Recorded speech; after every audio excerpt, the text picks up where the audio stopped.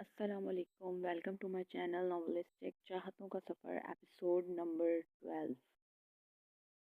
اشر اور رامین دونوں کی ڈریسنگ کلر میچ ہو گئے تھے۔ اتفاق تھا کہ اشر نے بھی بلیک کلر کا ٹو پیس پہنا تھا اور رامین نے بھی بلیک کلر کی ہی میکسی پہنی ہوئی تھی۔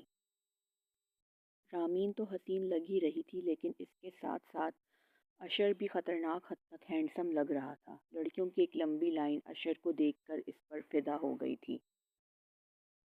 اشر آتے ہی اپنے دوستوں سے ملنے لگا۔ اچانک ہی اس کی نظر رامین پر پڑی۔ رامین کو دیکھ کر وہ شاکڈ رہ گیا تھا، اور اسے رامین سے یہ امید نہیں تھی کہ وہ اس قدر گھٹیا ڈریسنگ بھی کر سکتی ہے۔ جیسے اس نے رامین کو اپنی طرف آتے دیکھا، اس نے نظریں چرا لی تھیں۔ رامین کی گھٹیا ڈریسنگ اس سے برداشت نہیں ہو رہی تھی۔ اشر کی تربیت اس کو گوارا نہیں کر رہی تھی کہ لڑکے رامین کو اس طرح سے دیکھیں۔ رامین بڑی بے باکی سے ادھر سے ادھر سب سے مل رہی تھی۔ اسے یہ اندازہ نہیں تھا کہ اشر کا یہ سب دیکھ کر خون کھول رہا ہے۔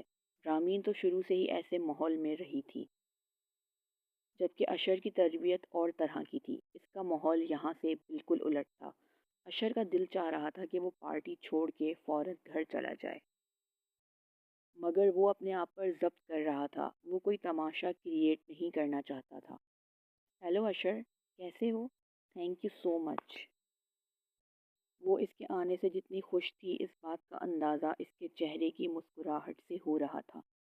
نو need to say thanks and happy birthday. Ashar نے خوبصورت سا پیک ہوا گفٹ اس کی طرف بڑھایا اور واپس اپنے دوستوں سے باتیں کرنے میں مصروف ہو گیا۔ وہ اس سے نظریں چرا رہا تھا۔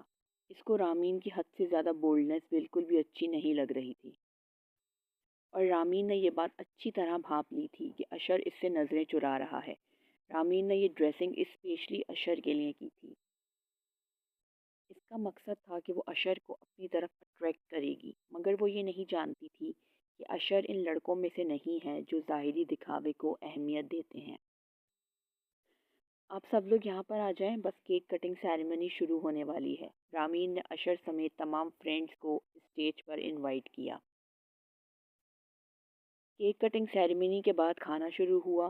بظاہر تو رامین سب سے مل رہی تھی، لیکن وہ اشر کے ہی آس پاس گھوم رہی تھی۔ اشر اس کی حرکت کو نوٹ کر رہا تھا، مگر وہ ظاہر نہیں کر رہا تھا۔ وہ اپنے دوست سے باتیں کرنے میں مصروف تھا۔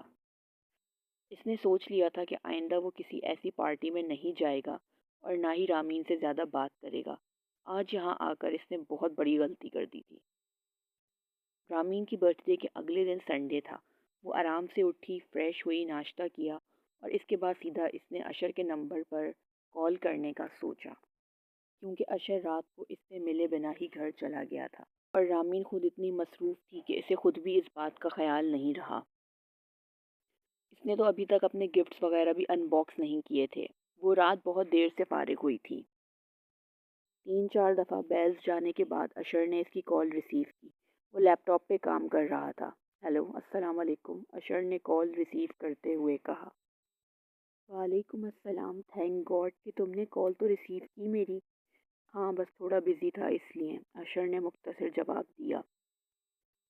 کبھی تو دوستوں کے لیے فری ہو جایا کرو، رامین نے فرینک ہوتے ہوئے کہا۔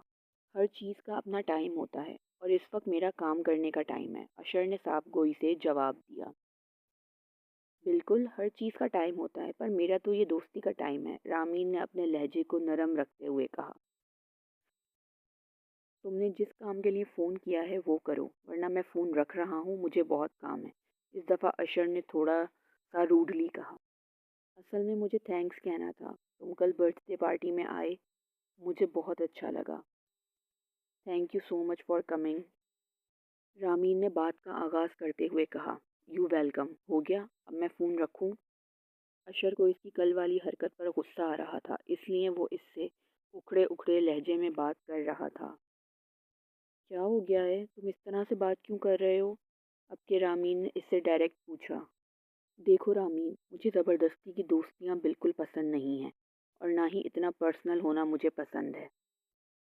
تم نے ایز اے کلاس فیلو مجھے انوائٹ کیا تھا، میں آ گیا تھا، بات ختم، اور آئندہ سے مجھے فون نہیں کرنا۔ اشر نے اس کو ٹھیک ٹھاک سنا دی تھی۔ اشر کی بات سن کر رامین شاکڈ رہ گئی تھی۔ اس کا تو پلان ہی الٹا ہو گیا تھا۔ اگلی قسط جلد۔